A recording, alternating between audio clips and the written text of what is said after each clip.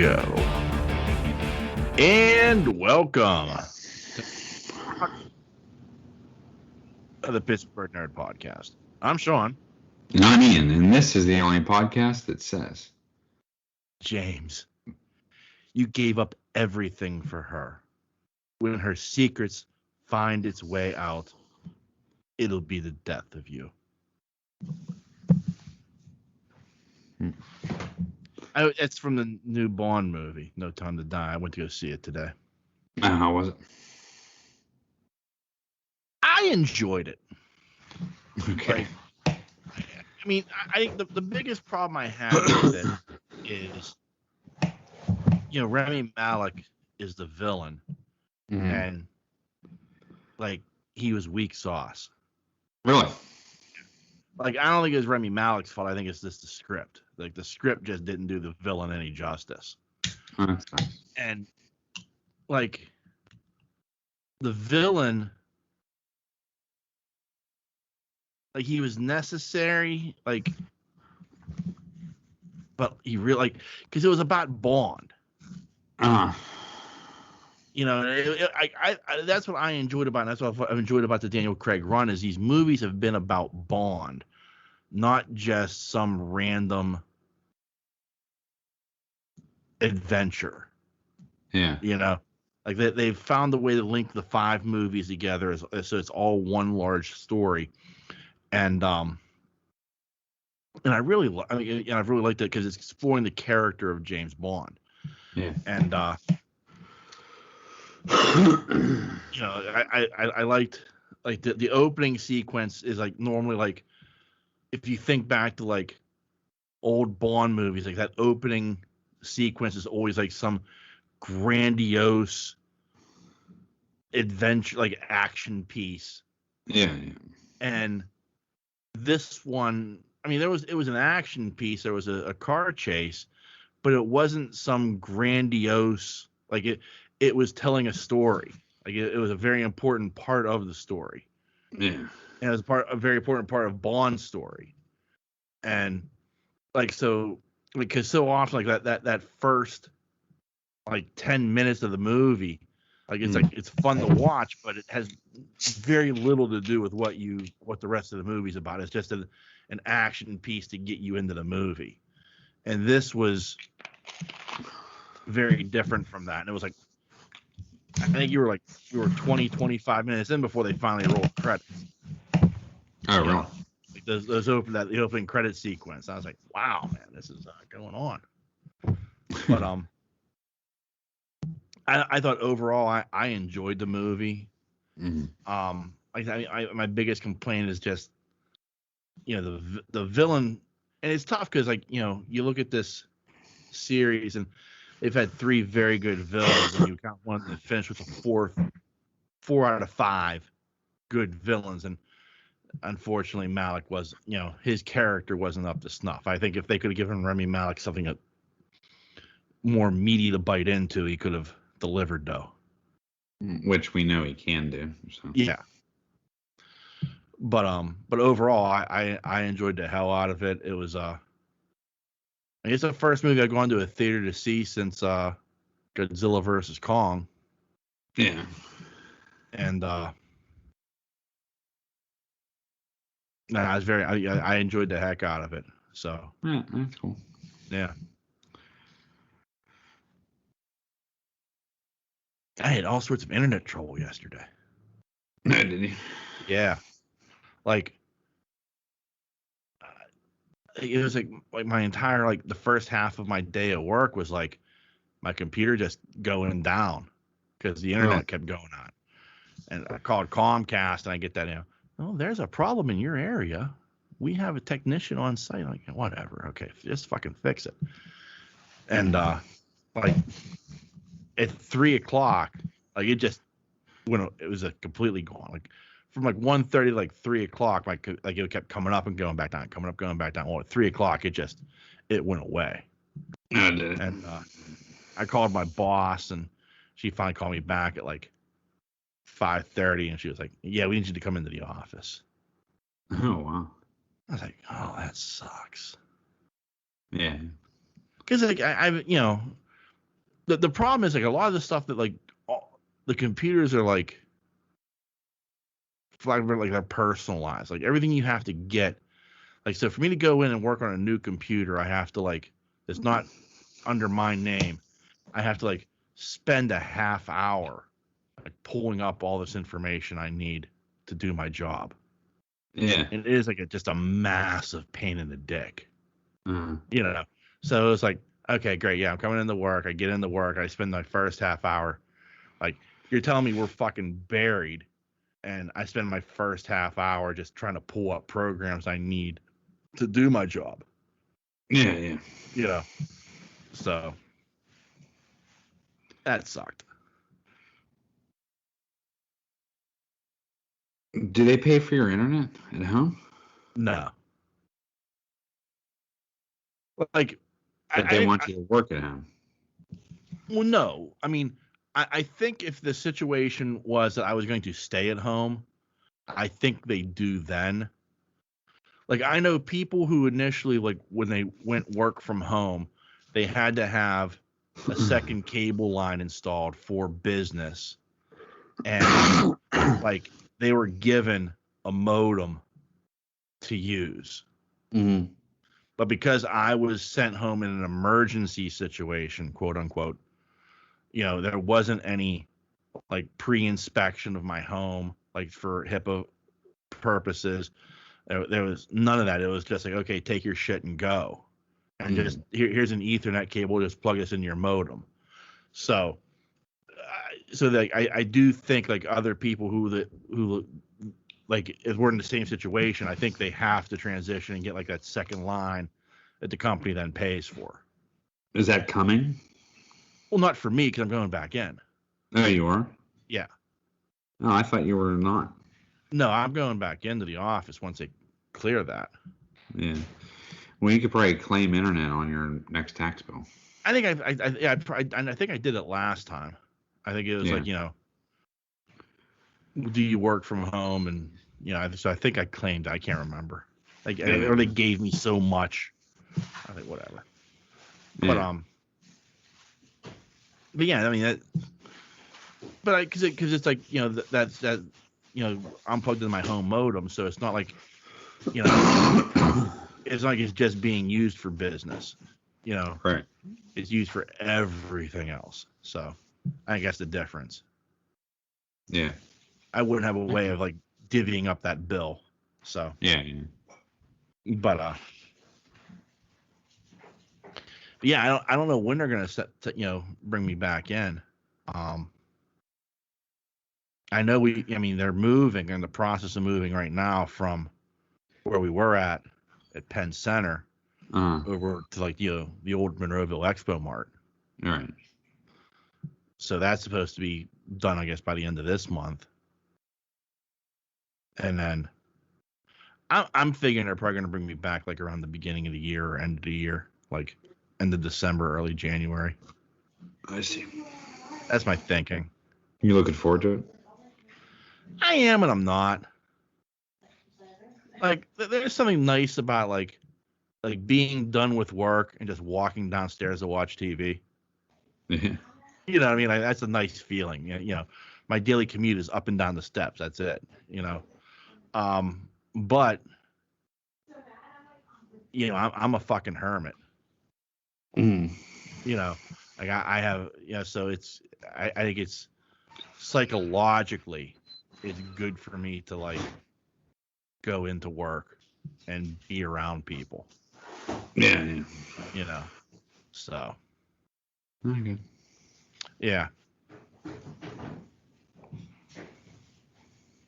It cuts a little time off my drive in too, since they're going to be at the Expo Mart now. Does it? Yeah, because I'm just going, instead of like jumping on, talk about getting really fucking local. Instead of jumping on the Tri-Borough and going into like Turtle Creek and going all that back way and shit. Mm-hmm. You know, I'm just, you know, going down across the bridge and then, yeah, right on up to the mall. Oh, I see. Yeah. So it saves like about 10 minutes. No, that's not bad. Nah.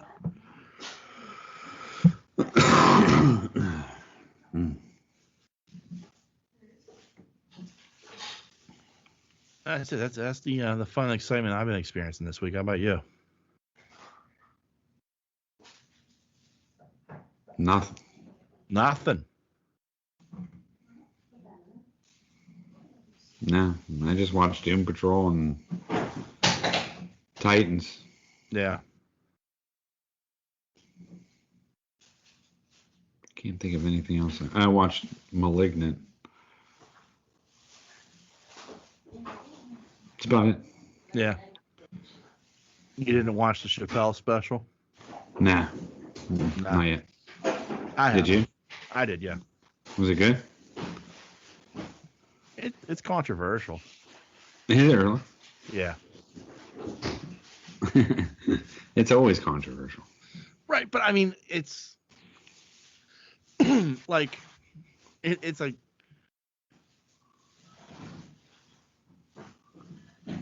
it's tough to describe because like there were points where I was like, I get what Dave is trying to say.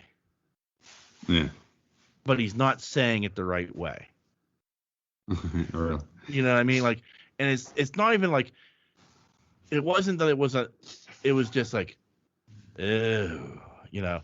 But like at the end of it, like I got his point. And I guess the problem is like the people who are like really blasting this aren't getting the point of what he's trying to say.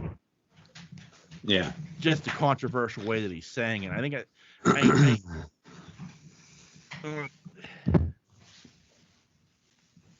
I get because we're the same age. Me and Chapelle are the same age. We're both 48. And I mean, not only does it while our life experiences are vastly different because he's an African American man who's experienced much different world than I have. I understand like the I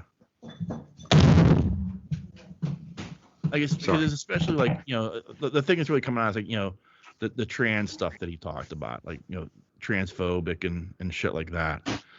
And like I get it because the world that him and I grew up in, like it was a joke. Like it was a joke on Three's Company.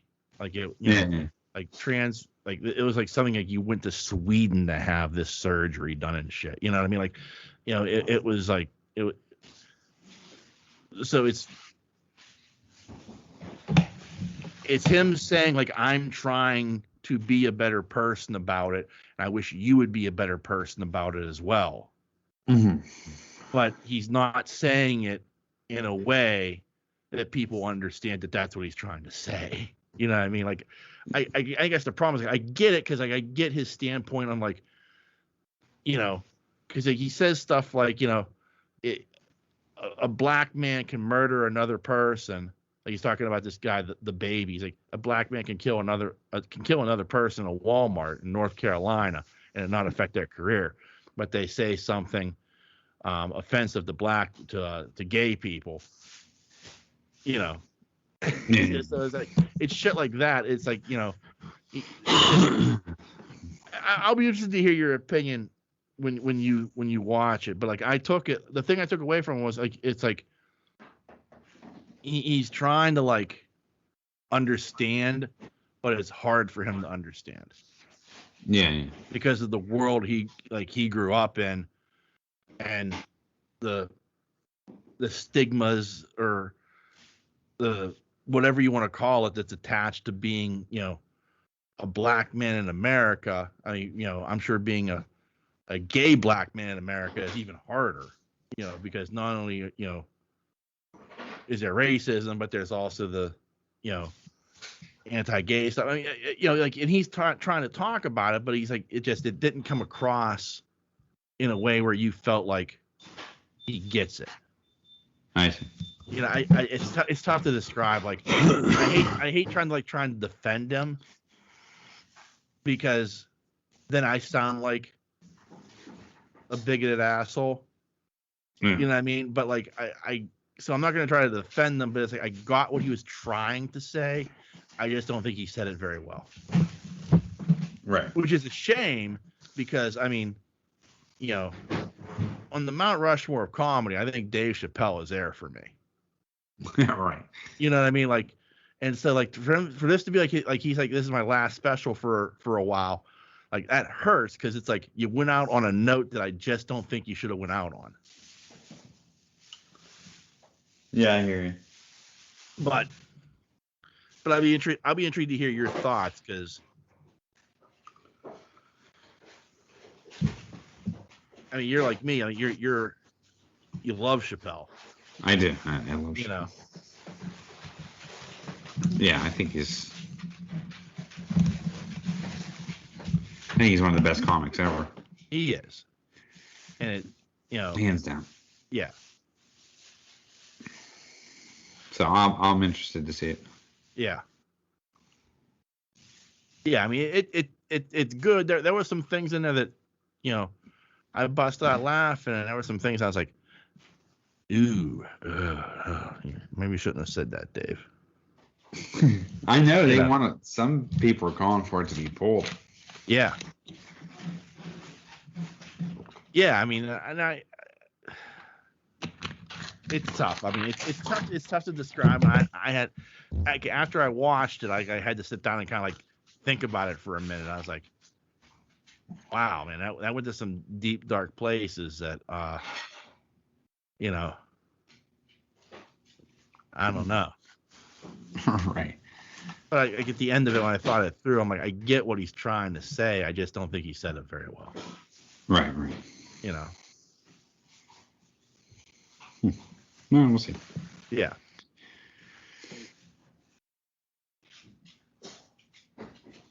Other than that, I haven't watched anything. Other than the Never Give Ass to Mouth and yeah, Doom Patrol. Yeah. Well, yeah, like I haven't watched Doom Patrol this week. I haven't watched any of that stuff. Like the only thing I watched was Ted Lasso. I watched the season finale of Ted Lasso. Mm. But like all the other stuff, like I just haven't gotten around to watch. I don't know why. Kind of been putzing around all day. Yeah. I'll try to get. I mean, when we're done with this, I'll like edit the podcast real quick and be like, okay, let's watch some TV. All right.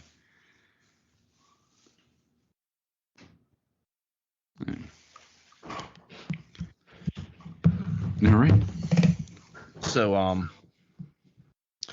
I want to get your opinion on this because this is close to home for you and your family. Okay. So I'm sure you're aware that, you know, they are they're rebooting the Hellraiser series. Yeah, I've heard that before. Yeah. Well, they've cast the new Pinhead. Okay. And it's a woman. Really? Yeah. Her name is Jamie Clayton. She was one of the stars of the L Word Generation Q. Mm-hmm. But she has been cast as the new Pinhead. Okay. Now, I will be honest. I've never read any of the Clive Barker short stories or anything. So I like other than Doug Bradley as Pinhead, I know nothing about the literature that was behind this. I don't know anything about the literature. So. Okay. A friend of mine, a very deep horror aficionado, Chris Huziak, he posted, "Settle the fuck down. In the books, Pinhead's a woman." Okay. So I'm going to take Chris at his word. I don't know for certain. But the Hellraiser series, Pinhead in particular, in your household, very, very big deal. So what are your thoughts about A, the reboot, and B, this casting decision? Well, I'm not as big of a fan as Lisa is. Right. Like, I'm a fan of Hellraiser. I mean, I like Hellraiser. but she's the real aficionado and fan of the series. Anna Bradley.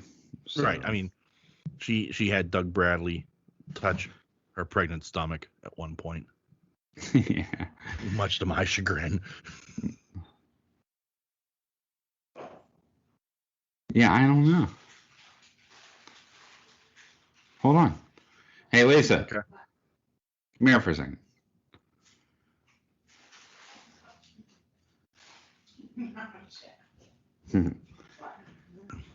What do you think? Did you read anything about the new Hellraiser?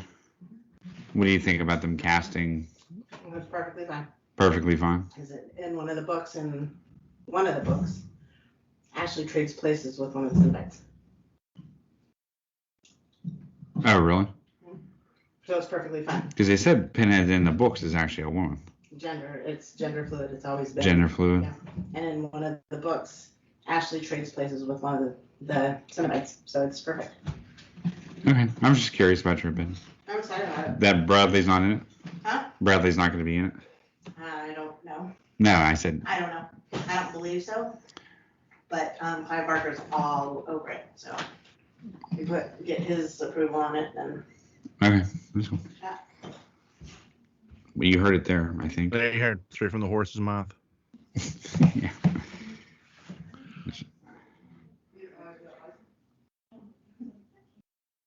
Yeah, I knew you were. I mean, I knew Lisa was like a super fan, but I knew you were a fan. Yeah, I mean, I am a fan. I just, Also, I'm trying to bring something horror here for you. yeah, I know that. I like it. Don't get me wrong, I like it. Yeah. I don't think I'm gonna mind it, and I don't think it's gonna bother me in any way. Yeah.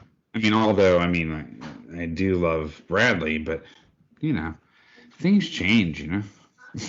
I get that. I think it's one of those things that I think the hard thing about it is, like, when I think of Pinhead, I do think of like Doug Bradley's voice. That's what I mean. It's the voice that you're gonna miss. That's I think is gonna be the hard thing. Like otherwise, like, for me, like, I'm kind of like whatever, whatever you want to do, but it's that voice that Doug Bradley brings, I think, more than anything. Like, I mean, the makeup is phenomenal, the look, everything that Doug Bradley brings, but like his voice as Pinhead is what I think, really makes that character. Right. I agree with you. We'll have to see. We'll have to see how she, brings this character to life. Yeah, because I mean, like, there's that thing, like, you look at that character, you see everything about him, and if he was to be like, save your peers, don't waste the suffering, you'd be like, what the fuck? Like, it wouldn't work. His that deep, voice of his, like, makes that character work so much. Right. Yeah. We'll just have to see what she brings to the table. Right, I agree. I mean, I'm sure she'll pull it off, but yeah, we'll see. I mean, Clive Barker stamped his approval on it. So. Well, I think I know she said Clive Barker stamped his approval, but like this article makes it sound like Clive Barker's approval was bought. Well, maybe. Yeah, because I think there was like something with the rights, and I think Barker was fighting them on, and I think they had to pay him a large sum of money. His creation. Yeah. But it is like it's one of those things like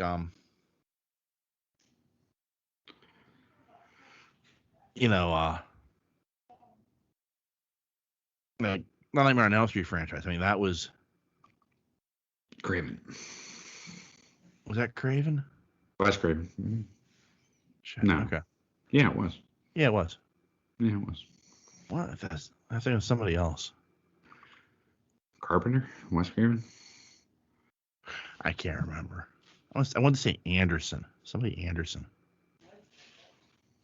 I don't know. No, anyway, me and Nancy were talking about, because I was interested, even though she's not a Hellraiser fan, what she would think of that. And the thing that we ended up discussing was with Freddy and Jason and characters like that, for the most part, it doesn't matter who's under the mask. All they have to do is kind of look menacing and lumber. You know what I mean? Well, with Freddy's a little bit different. Right, but Freddy, there was the whole, the remake with what's his name, the guy who played Rorschach. Yeah. That people hated. Right. And I really like that version of the movie, because I feel like it's more authentic. Freddy was a child molester. This is how people would have reacted back then. This is very, very raw. Yeah. And I think people hated that, because what they wanted from that character was the goofy kills with the bad one-liners. Right. And they didn't get that in that version of Night. So it's awful. No, it's not fucking awful. It's real horror. Yeah. This is how this character should have been. If you go back to the first movie, he kind of was, Right. Exactly. That's it. But as those movies went along, he became such he became a cartoon character. Yeah, he did, in all honesty. And I mean, they were selling Freddy dolls and all sorts of horse shit. But so it became this odd. It became this oddball thing of he became the villain that you rooted for. Yeah, and why would you root for a child molester? Exactly. So it's people forgot the original story. Yeah. And it kind of tells you, it's a real weird thing on society too, that you actually rooted for a child molester. Yeah. Oh yeah. I think by the time you got to Nightmare on Elm Street Part 3, I think that's when they really went overboard with the drug addict girl with the need, Freddy with the needles, and the sores on her arm were little mouths waiting for the nipple. Yeah. Remember that? It was shit like that. I think people were oh, fucking Freddy's awesome, man. Yeah. And I'm just okay. Yeah. Let's think back just 2 movies ago. Yeah. Does anybody remember what Freddy did? Yeah. But people will be oh, well, they never really go down that road. And well, so when they do in this remake, you get offended by it. Yeah, but they don't really go down that road. But that's the truth of what happened in this story. Exactly. Kind of makes you question. Yeah, it does. It really does. I did like the first one. The first one's phenomenal. Yeah. The first 3 are phenomenal. And after that, it takes a turn. Yeah. Until you get to the new Nightmare. Yeah. That was really well done. But yeah, it's that whole thing just confuses me to no end, because it's he's a horrible person. He deserves to die in every single one of these fucking movies. No matter how much you try to make him a sympathetic character, he was, a nun that was molested by the most evil criminals in the world, or no, it doesn't excuse him. Right. Yeah. No matter where the evil comes from, it's evil. I kind of enjoyed Freddy vs. Jason. Yeah. It was an okay film. But the rest of them were garbage. How many did they make? 8? I think so, yeah. Yeah, they just kept churning them out. Yeah. Well, I mean, I don't blame them for that. I mean, it was a fucking you make one of those for $10 million and you make $60 million back. Yeah. I don't blame them for churning that shit out. Yeah, I think Freddy did what Friday the 13th couldn't do. Like they did for a while, but Freddy became bigger than Jason. You know what I mean? Yeah. You know what I'm saying? Like, well, I mean, when you reach that point where at the end of an Elm Street movie, you have the Freddy claw coming up and pulling the mask down. yeah. You know what I mean? Like that shows you how far, like how big Freddy actually became, where you could do that little bit. Yeah. When Jason goes to hell. Yeah. You know.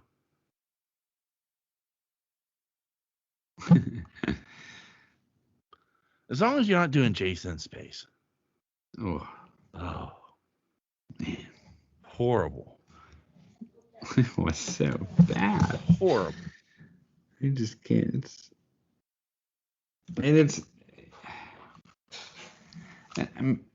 the first, when I first saw it, I was like, because I'm not really a Friday the 13th fan. So I was kind of like, this is so bad that maybe I shouldn't comment anyway, because I'm not really a Friday the 13th fan, period. So it's kind of unfair for me to comment on a series that I don't really enjoy. You know what I mean? Right. But after rewatching it, I'm like, yeah, this is terrible. Yeah, so bad. There are some movies you're right. Like I'm not a huge fan of the franchise. I mean, I think 1, 2, and 3 are very good.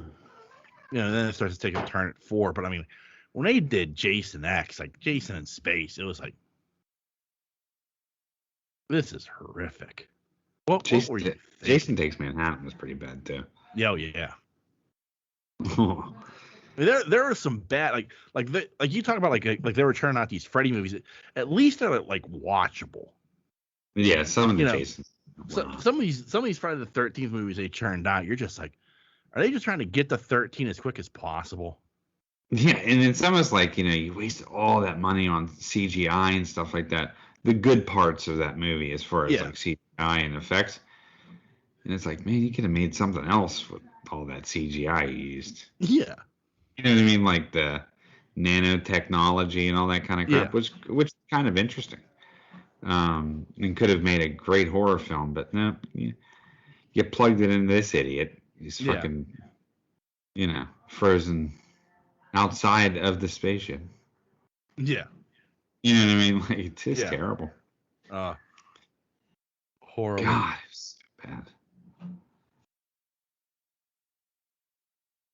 It was just like below sea level movies at some points. Yeah. Oh yeah. That sucks. It's almost like a disgrace to the franchise. Actually, they disgraced themselves a long time ago, but yeah. You know what I mean? But that's the low point. For my money, that's the low point. Jason, that's rock bottom. Yeah, it was pretty bad. Anyway, yeah, I haven't really seen anything that I want to horror-wise. I haven't seen anything that I really have an interest in. I mean, Malignant was okay, but I just you're not watching the Chucky series on USA or Sci-Fi? They are. I'm not. I was never a Chucky fan. Yeah. So I don't know if I was just too old for it when it came out. Like, I liked the first one, but again, Chucky took the path of Freddy and became something else, like way something else. Yeah. And yeah, when you did like Bride of Chucky and shit like that, like with Jennifer Tilly, it was like, oh, this is too far over the top. And I mean, Jennifer Tilly's okay, but Jennifer Tilly's good in like spurts. Yeah. Not a whole movie, because she gets on my fucking nerves. I mean, she does. I mean, like, her voice just grates me. So I mean, like, I can take her in spurts. I just don't like her in like a long period of time in a movie. There's only one movie I can think of I actually liked her in. That was Bound. Yeah. Yeah. The Wachowski's first movie. That fucking movie's phenomenal. Yeah. But I just, Yeah. No, I get what you're saying. Yeah, I don't know. But like I said, Chucky took on this whole new phenomenon. That was like, yeah. I guess I just need, you know what I need is Stranger Things to come out. I think. Yeah. I need something familiar, but yet something new. Yeah. I just haven't seen anything that piques my interest. I'm so tired of paranormal movies. I don't even know what to do. Yeah. I mean, they Lost in ran Space is coming back soon. I know, I saw that. I couldn't believe it. That trailer was amazing. Didn't it? Huh? Didn't it though? Like, why does this have to end? Yeah, I can't believe I don't know. I thought it was done. No, I knew they said they were doing one more season. They announced that like at the end of season 2, Netflix announced they're doing one more season. And I was like, why does it have to end? This show is so fucking good. Yeah. So I am excited about that. Yeah. But as far as horror wise, I just really haven't seen anything that really sparked my interest. I did finish Squid Game. Did you? Yeah, finally. I like the ending. People are fucking raving about that. Yeah, but I remember when I mentioned it on the podcast, it was before the raving and stuff like that. I was like, this is pretty damn good. Not that I'm patting myself on the back or anything, but I watch Korean film anyway. Yeah, you were a little ahead of the curve on that. Yeah, because I like Sweet Home. I fucking love that series. Yeah. That was a good horror series. Real good horror series. But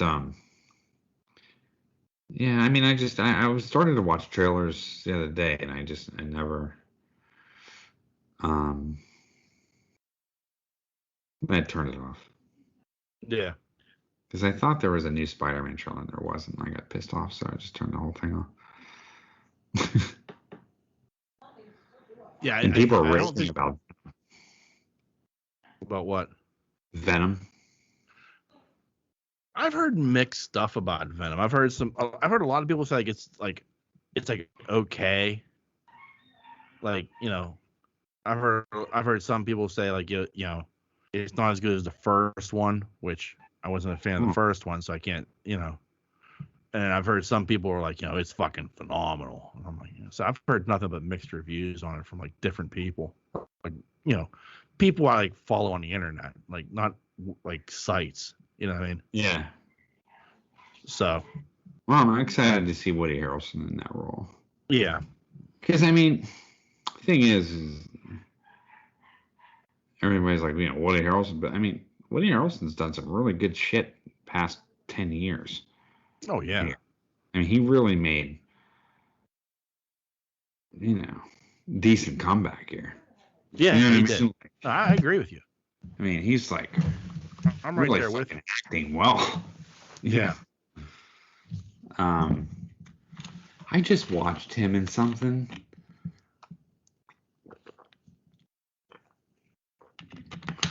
Played a bad guy.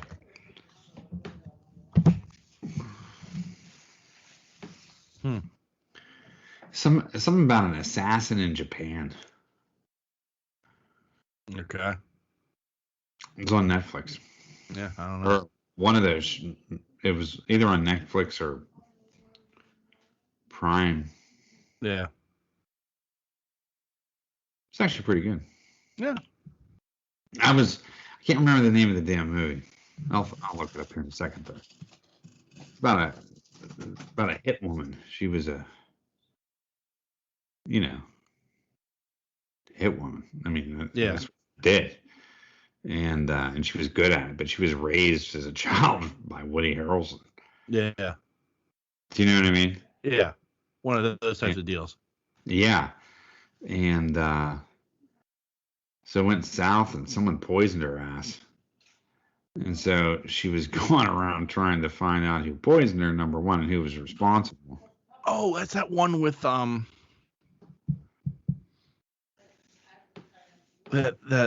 girl from Cloverfield Lane. Yes. Yeah, I think it's on Netflix. I want to see that. Oh, it's good. Yeah. Yeah. Yeah, because it's kind of like that. It's kind of like a Statham movie where like he had to keep like his heart rate at a certain. Exactly. She keeps having to hit herself with epi. Yeah. To slow down the poison. Yeah. Yeah. So I did want to see that because that looked very interesting. Great ending. I mean, like, truly. I thought it was a really fucking decent movie. What's her name? Mary Elizabeth Winstead? Maybe. Because I like her a lot. Wait till you see her in this. A lot of action. Tons. I mean, I'm just talking tons. I'm talking like John Wick type of action. Yeah. Yeah. Can't even believe I'm saying that. Yeah, her name's Mary Elizabeth Winstead. Yeah. And very good movie. At least I liked it anyway. Yeah. The movie's called Kate. Kate, yeah. Yeah.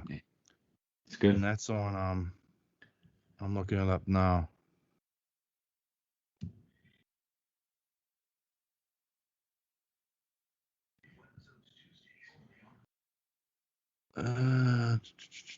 Come on.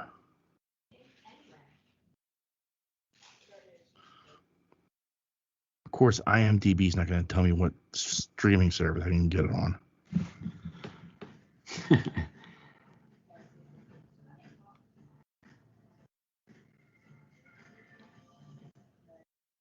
All right, but anyway, yeah, that's the movie, yeah. Because I wanted to see that too. I'm pretty sure it's Netflix.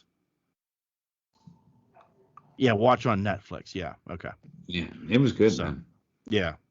Mm-hmm. I was like, I'll give this a shot. Yeah. Yeah, it was one of those movies I saw a trailer for it, and I thought, that looks really good. I want to watch that. And then it kind of like disappeared from my radar for some reason. Like, unfortunately, Netflix movies do that. It's like weird. And unless there's something I'm specifically watching on Netflix, I don't see everything that gets released on there, unfortunately. Yeah. But speaking of oddball trailers, did you see the trailer for Cyrano? No. You have to look this up at some point. We'll talk about it later. But it's a remake of Cyrano de Bergerac, starring Peter Dinklage. Really? Yeah. So Cyrano doesn't have the nose. He's a dork. And it looked amazing. Really? It's a period piece. Right. And it looks like shockingly, I know this is going to shock people when I say this, but it looks like I think it's a musical as well. Really? Yeah, so it's like the lines that Cyrano's feeding to Christopher are like, I guess he's singing them or whatever. I'm not quite sure. But anyway, I watched this trailer and I was just like, I've got to see this fucking movie. I like the story of Cyrano. Like the Cyrano de Bergerac story I love. I mean, especially like Roxanne told it so fucking amazingly. But I did like the play. I've read the play. And I appreciate the play for what it is. So Dinklage is so fucking good, as an actor, he is so fucking good. It's a shame he's not 6 feet tall because he's so good as an actor. And I hate saying that because unfortunately, because of his height, he's limited, and he's not going to get the type of roles that he should get as good of an actor as he is. Right. Which sucks because he is fucking amazing. No, yeah, I mean he's one of the best actors out there, but Yeah. He is limited. Yeah. Unfortunately. Yeah. I mean, it's just the way it is. Yeah, I mean, I understand, and it is, but it's. But at least he's not in like. What am I trying to say? At least he's not getting pushed into movies like Under the Rainbow. Yeah. Oh, You know yeah. what I'm saying? Exactly. Yeah. I mean, God bless Billy not Barty. trying to be a dick. Yeah. No, you're right. You are right. Like I said, like, God bless Billy Barty, but like, he sold his soul for shit like that. Or foul play. Yeah. Yeah. But at the same time, like, in the garbage can. Yeah. But at the same time, like, here's like Dinklage is such a good fucking actor, and it's just like he is somebody who has dedicated himself to the craft. Right. And like I know he does a lot of plays apparently, so like it's interesting to see him like in a movie like this as the lead, and let him carry a movie. Yeah. Like this, and I think that's what has me most interested is like it's Dinklage, Yeah. because I like him so much, and I wish he was in more stuff, but I understand why he's not, and it sucks. Right. Yeah, it'll be good. Yeah, I'm curious. Now I want to see it. Yeah, you'll have to check that out at some point, because I mean it's. I can tell you, and it's me. I mean, it's rare for like shit like this like pop up on my radar, but it did, and like I'm watching that trailer, and I was just like, "Fuck, this looks so good." Right. I have to see this. I'm sure everybody out there is like, "Watch Hamilton." I'm like, "No, this looks interesting."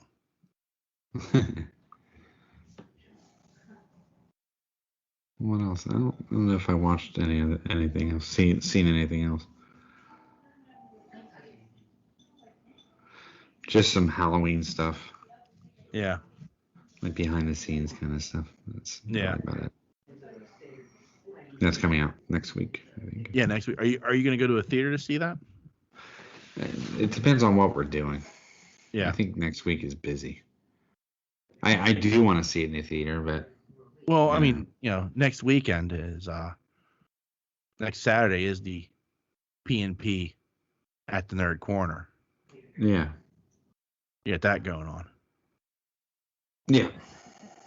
No, I know. I just don't know if I'm gonna. I don't know what it all entails. If we're gonna have time, who's working, who's not, who's off, who's doing what. Yeah. It's just not like one of those things where you can just kind of like get away by yourself and go see, unfortunately.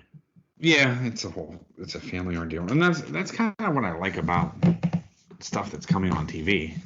Yeah. It's we pick a day that we find that we can all watch something together that we want to see that's new. Yeah. You know what I mean? And then we just put it on. Yeah. Or do it. No, I do get that. That's the beauty of like, streaming. Yeah. Especially like, with like new shit like this coming on. But well, I was watching this cord's driving me crazy. I was watching that Halloween for like behind the scenes shit, and they brought in. Actually, I thought it was. They're bringing in all these old actors from the original series. Yeah. Which I find interesting. But one of them's a cop. And I'm like, ooh. Yeah. You're not going to last long. He should have retired like 15 years ago. You know what I mean? Yeah. Like, Wilford Brimley bad. You know what I'm saying? So Wilford Brimley was only 49 when they made Cocoon, so I can't get over it. I still can't get over it. 2 years away. Yeah. 3 years away. No, 2 years. Damn. But he's playing a retiree at 49. I mean, think about that. I mean, like if he, my God, he was only When was Cocoon made? 89?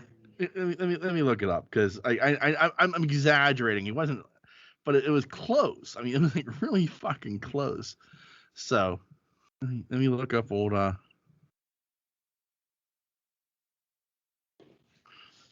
So here's Wilford Brimley. Wilford was born September 27th, 1934. Cocoon came out in 1985, which means Wilford Brimley was 51 when Cocoon came out. Damn. That's 3 years. So he's playing a retiree at 51 and looked like a retiree. Yeah. That's why everybody thinks he's dead all the time. Like, how can this guy be alive? Yeah. Still. Because, yes, he played a retiree. He played a 70-year-old when he was 51 years old. That means he was only 48. Like he was probably only 45 when he made The Thing. Yeah. I mean, he looked so bad. He made Dawn Amici look young. Yeah. But yeah, I mean, yeah, you're right. He was probably like 45 when he made The Thing. It probably was him that fucking cannonballed in the pool. You know what I mean? Like, they probably had stunt guys for the rest of them. Yeah. But Burnley's like, fuck, I got 45-year-old legs. I'm in there. Yeah. I mean, those people were old enough to be his parents. Yeah. Oh, yeah. For sure. Like, it's like ridiculous to think about. Why? I have not. I mean, he pulled it off. Yeah, I mean, but I mean, it's one of those amazing things where you're just like, this is dumbfounding to me. Like, it's dumb. He played a retiree at 51. Like, he was playing like 15 to 20 years older and pulling it off with ease because he looked like he should be that age. And that's his natural walk anyway, I think. Yeah. So you're talking about this guy in Halloween Kills that, like, you're like, yeah, you should have hung it up 15 years ago. Like, he's probably 42. Yeah, right. They told Brimley, he was like, you gotta gain some weight for this role. He's like, no, I don't. No. we need you to go full Wilford Brimley. Yeah. Can I talk to Wilford Brimley, please? Wow. Diabetes hotline. I can't get over it, dude. Like, you're right. I mean, he's only 85 right now. He died August 1st of 2020 at the age of 85. Yeah. I mean, like, I thought he was 85 in 1995. Right. I just find that nuts.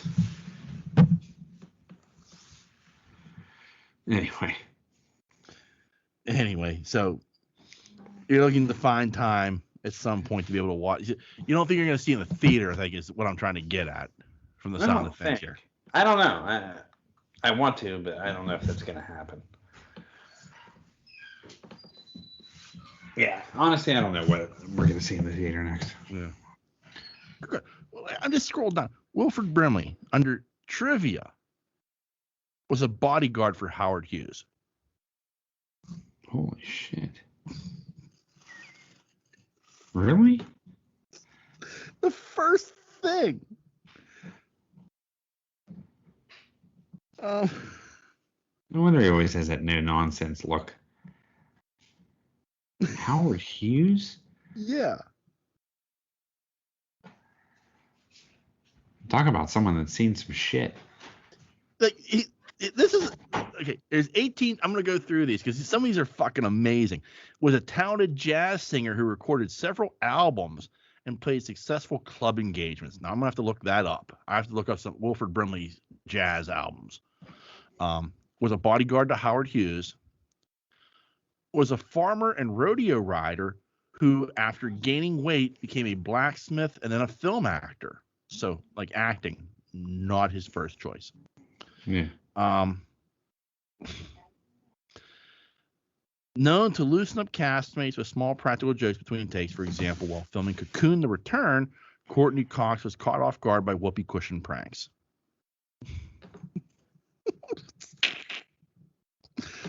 I don't remember Courtney Cox being in that.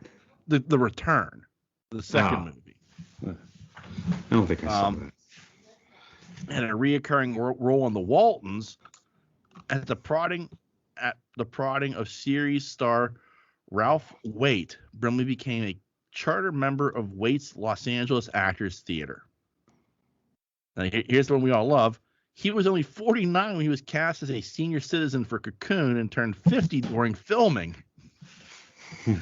He was at least 20 years younger than any of the other actors playing the other elderly characters. Enlisted in the U.S. Marine Corps during the Korean conflict and spent 3 years in the Aleutian Islands. Uh-huh. He's known for his Quaker Oats commercials. First acting roles were in the 60s as a riding extra stuntman in westerns. At the time, he used the name Anthony Brimley.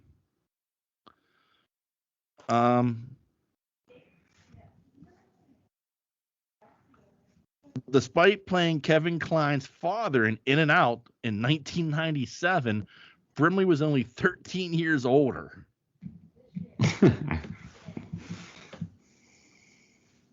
Wilford's paternal grandfather was an English immigrant born in Wigan, Lancashire, while Wilford's paternal grandmother's parents were Scottish from Glasgow.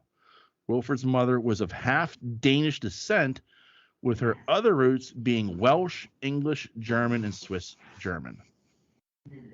A controversial activist, he paid with his own funds for ads to have Utah allow horse race gambling, and he was actively opposed to the banning of cockfighting. Holy fuck! He campaigned in Arizona and New Mexico against laws banning cockfighting. What? What's wrong with this guy? No. As we all know, he had diabetes and served as a spokesperson for the diabetes testing supplies company Liberty Medical.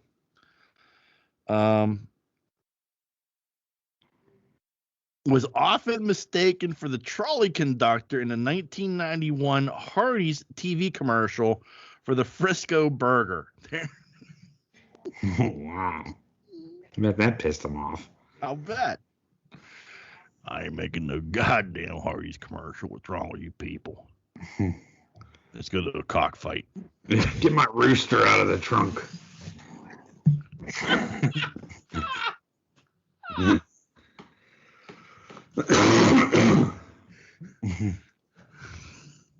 Sharpen that foot up.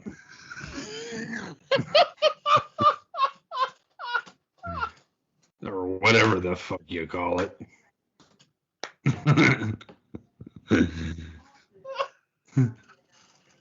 It's time to dance.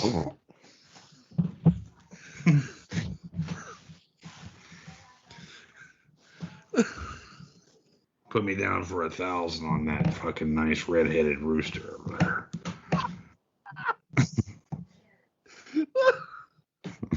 I'm just picturing the end. And give me a whiskey. No sugar.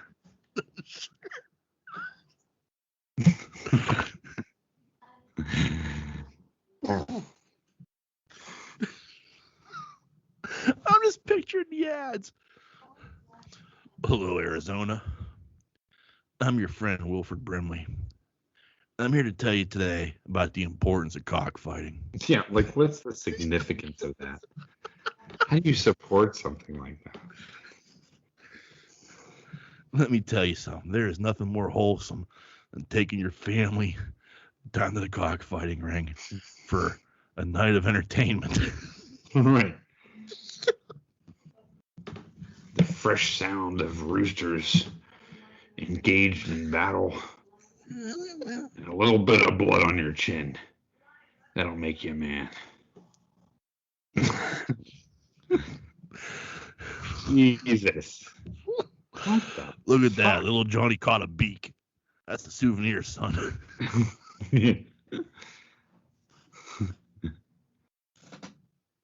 Right. I don't What a horrific thing to watch. That's like dogfighting. It is. You're right. Thing. It's a horrible thing. But like the fact that he was like publicly pro cockfighting.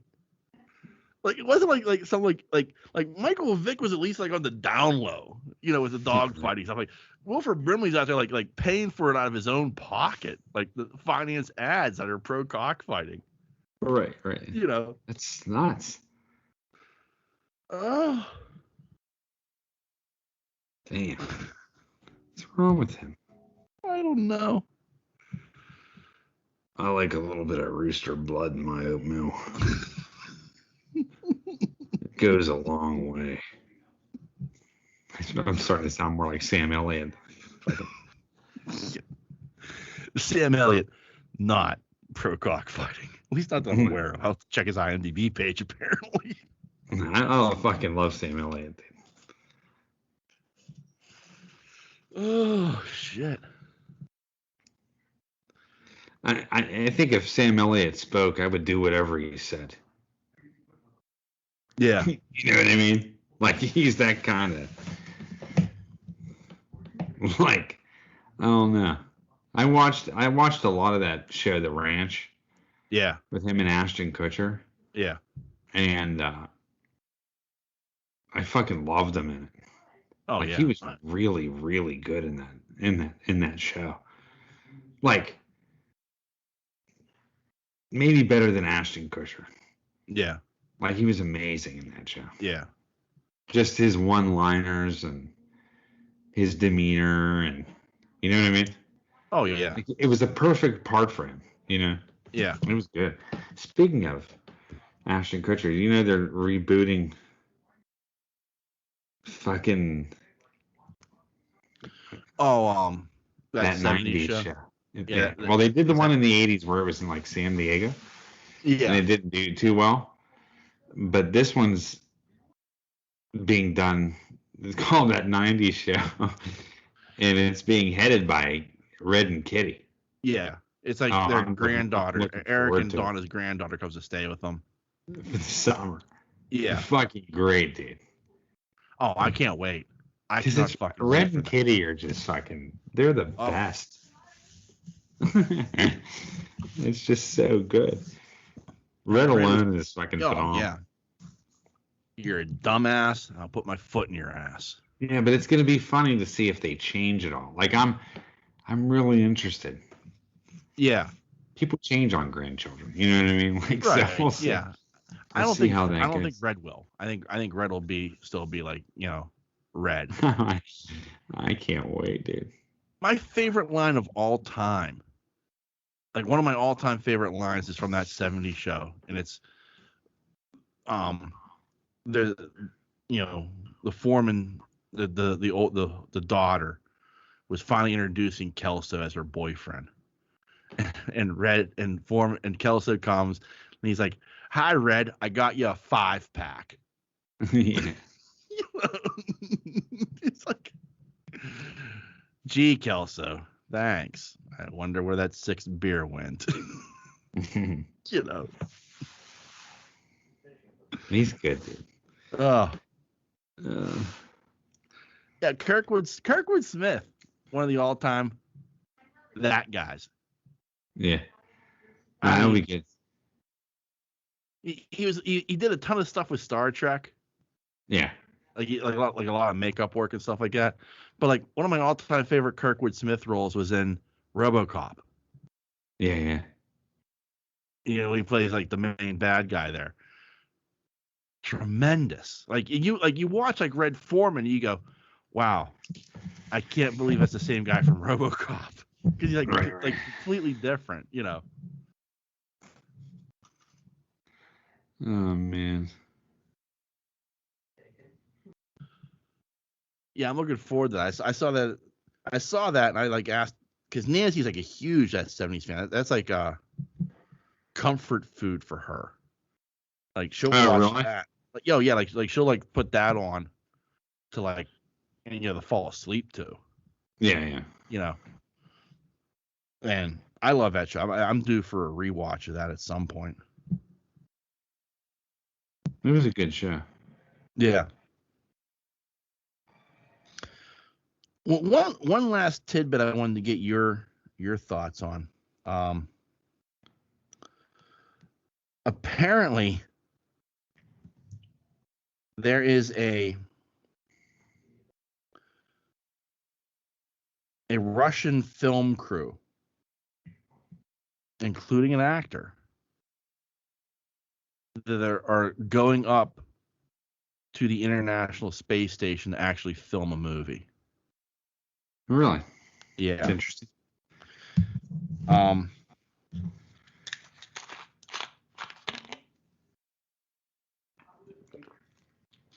So apparently, this week, a Russian Soyuz rocket carrying actor Yulia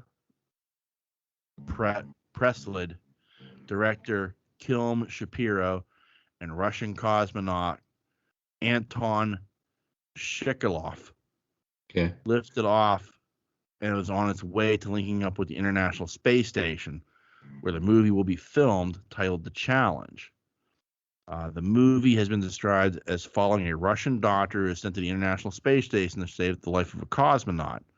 Reportedly, the plan is for the Russian crew to spend 12 days on the space station alongside the existing assortment of 7 astronauts already taking up residence within the increasingly cramped interior.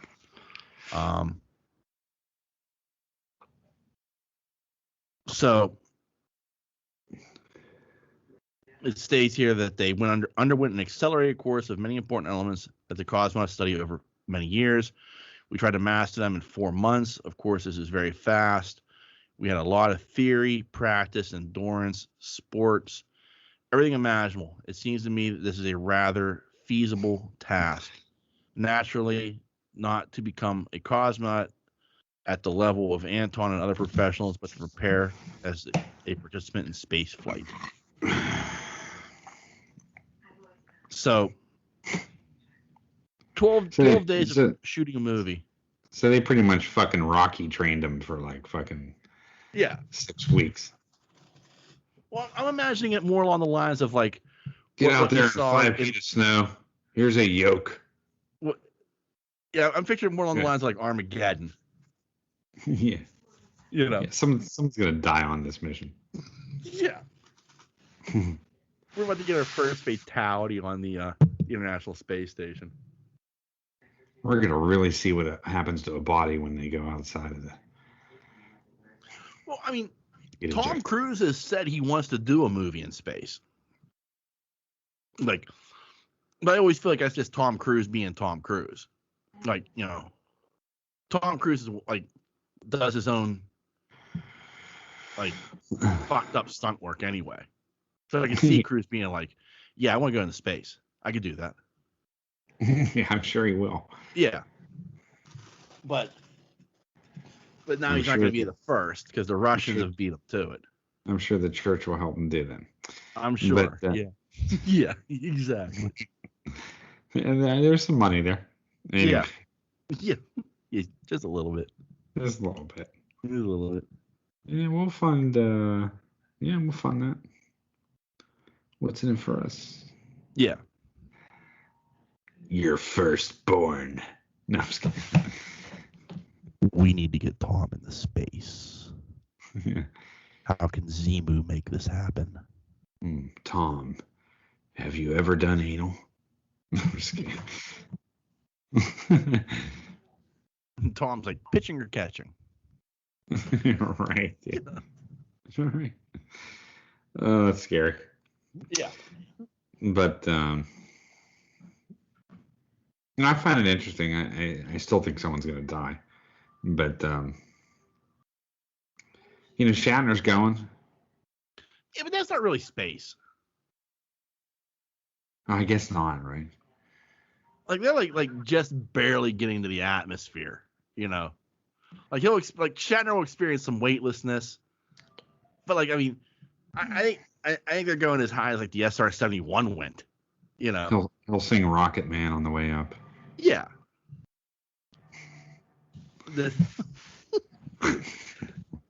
I'm a rocket man. Yeah. Yeah, I mean, you're right. They're not going to the space station or anything, but I'd be more worried about that motherfucker landing than I would fucking any of the takeoff or anything like that. I don't know. I still look at it as a crapshoot. I don't think they've perfected anything yet. No, I agree with you. It's just like the Russians are just shooting a capsule up to that space station, and it comes back down and lands somewhere in the ocean, and somebody's gonna pick it up. It's not like it's a shuttle, Yeah, like why haven't we gotten to the shuttle point yet? Like, why have we reverted back to capsules? I mean, we have like that reverse engineering for airplanes and stuff like that, to where they hover, like Hornets. Yeah, don't Hornets hover like that? Why can't we make it on a more grand? I don't think it was the Hornet. No, it was like that Marine. I can't remember which one it was, but you have a few of them now that can hover. But I think the F-22 has the hover ability. Yeah, so why can't we just do that on a larger scale? I mean, like we're still, people are still getting parachuted into the ocean. Don't you think we should be beyond that at this point? Well, we were. We had the shuttle, and then they decommissioned those, and NASA. I've never got a real true story on why they decommissioned them. I think it was just mainly like the fleet was becoming too expensive to maintain. Like you figure they hadn't built a new shuttle since I think 82. So now we're just in Dragon technology, I guess. Yeah. Yeah. They were like the U.S. government is said we're not interested in developing new space flight. We're going to leave that to Elon Musk. Yeah. Well, the private sector. Yeah. I mean, that's where the money is going to come from. That's where the money is anyway. Right. And there's a part of me that's actually it's going to be private sector up on that moon mining the fucking water of it, or whatever they want to fucking do. The thing is like the financial conservative in me is well, good. The U.S. government shouldn't be funding this. We have enough problems we need to fix on our own. We don't need to be dropping billions into the next version of the space taxi. Let's leave that to Elon Musk and friends.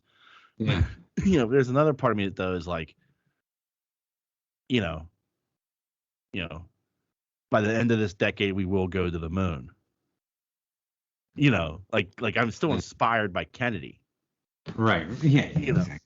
Yeah. You know what I mean? So it's this is what the government should be doing, but there's another part of me is we got enough fucking problems. We don't need to be spending $1 billion on that fucking thing.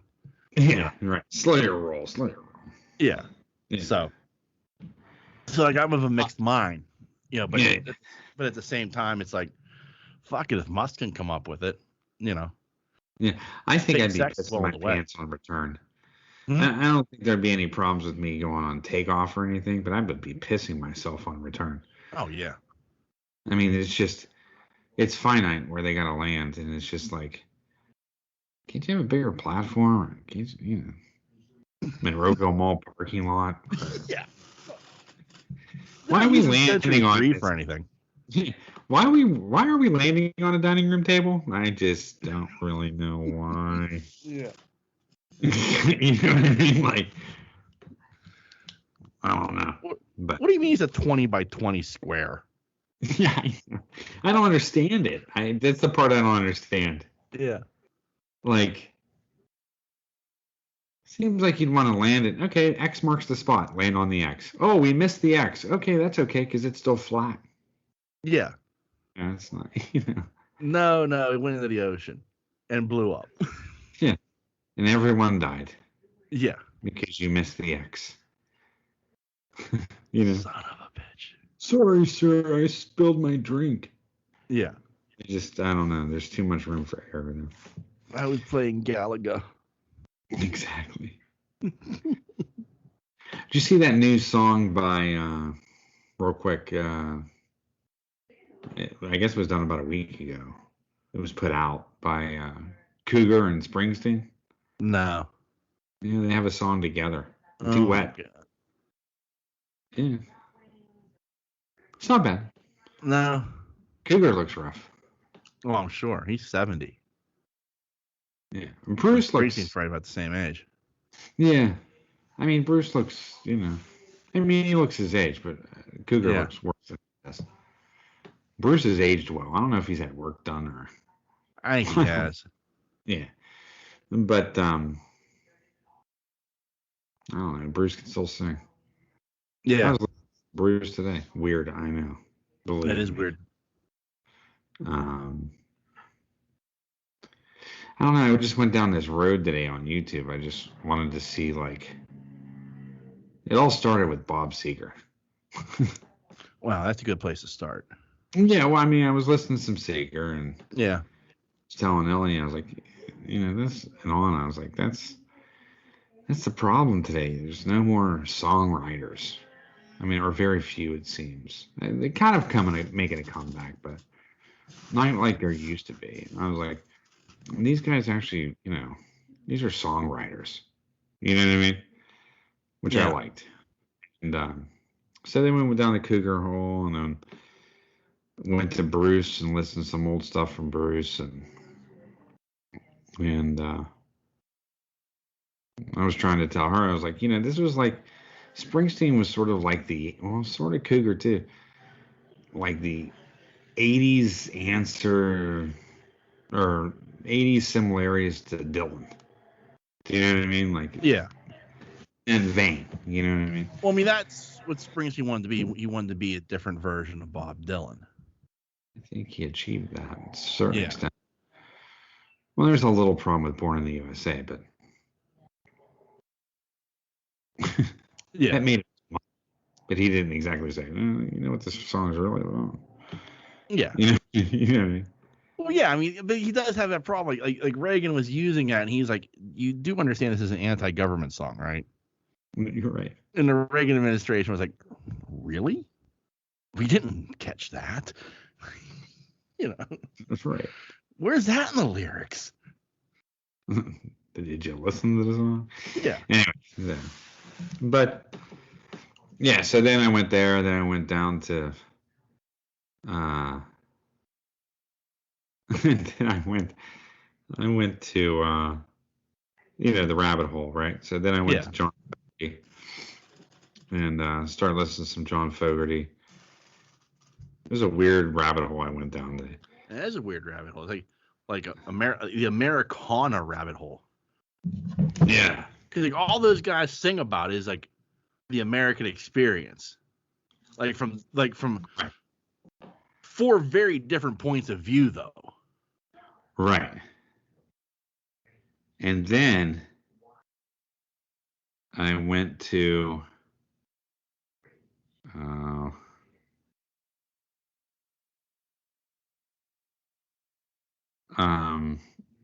it's a type of music.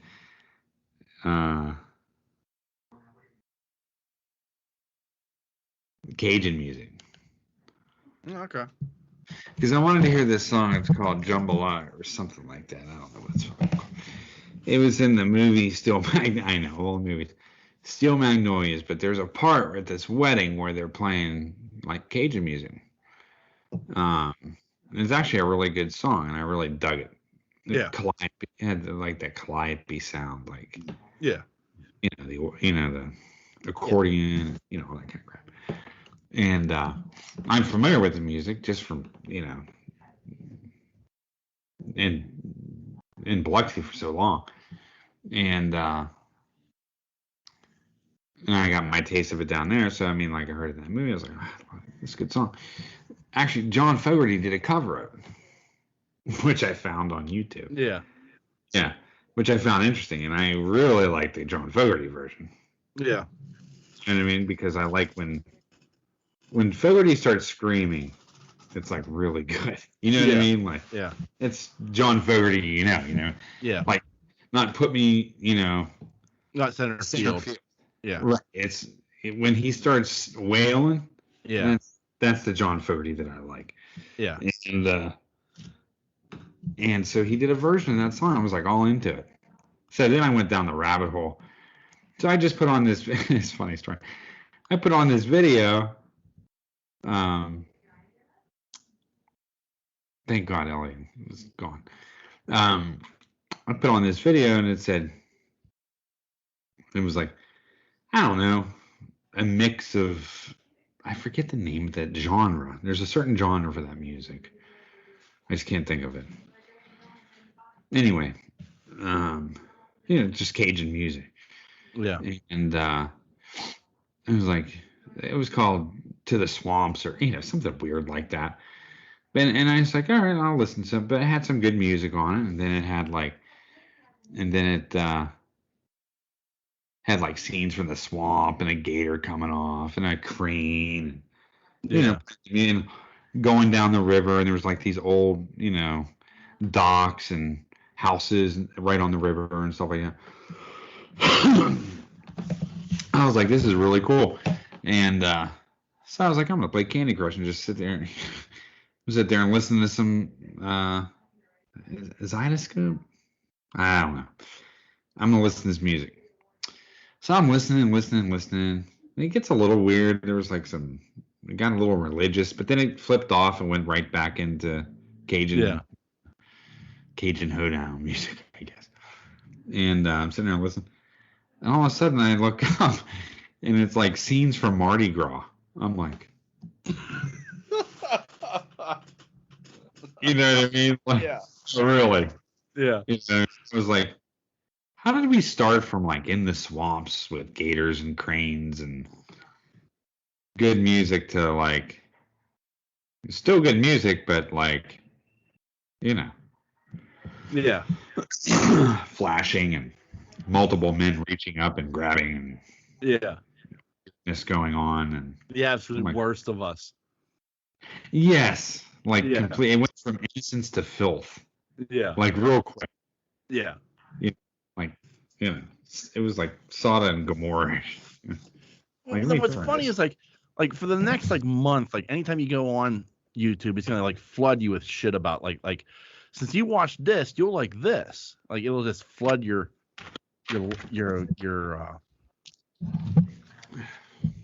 stream with shit like that it'll recommend. Huh? I said I'm tired of being tracked. Yeah, but I love because I'll listen to I'll be like, I'm in a mood. I'm gonna listen to Copperhead Road. Yeah. And the next thing I know, I'm listen to Copperhead Road, and all these other artists that are similar to that. I just like this one fucking song. Yeah. I don't need, David Allen Coe and all this, whatever you're gonna feed me. I just like Copperhead Road because it's a good fucking song. Right. No, I get that. Yeah. I have to look it up. I watched one Garth Brooks video, and next thing I know, I'm flooded with since you like Garth Brooks, listen to Toby Keith. No. Yeah, I'm good. I like Garth Brooks, and it's rare when I want to listen to Garth Brooks. All right. Garth Brooks' first album is magic. Everything after that is trash. I'm sorry. Right.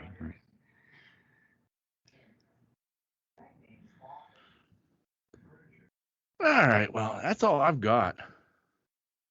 That's it. That's it. Yeah. Zydeco. Zydeco. Okay, there you go. Yeah. Anyway. I was going to say something like Creo, but, Well, it's sort of. Yeah. Anyway. So let's not forget next weekend, next Saturday, 5 o'clock, we will be recording at the Nerd Corner again. We're hoping you will show up if you're in the Pittsburgh area. That's the Nerd Corner. It's on Lincoln Way in White Oak, Pennsylvania. Stop by, say hello, commence some commerce. Yeah. But it was good. We had a good time last time. I hope everybody that can make it. And, stop at Louis Brews and get yourself a slushie and then come on up. Yeah. Do it.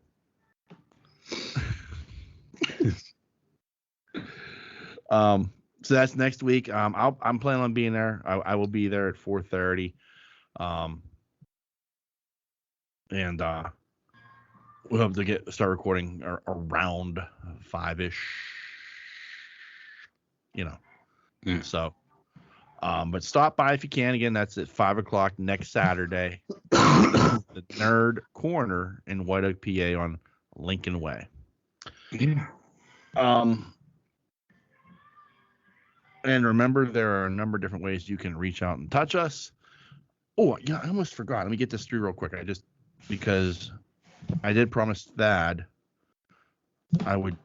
he actually sent in an email about his first haunted house. Oh, okay. So let me cover this real quick. This weekend, Superfan Thad went to the Scare House. 2 years ago, Scare House moved from Etna to their new location at the Pittsburgh Mills Mall.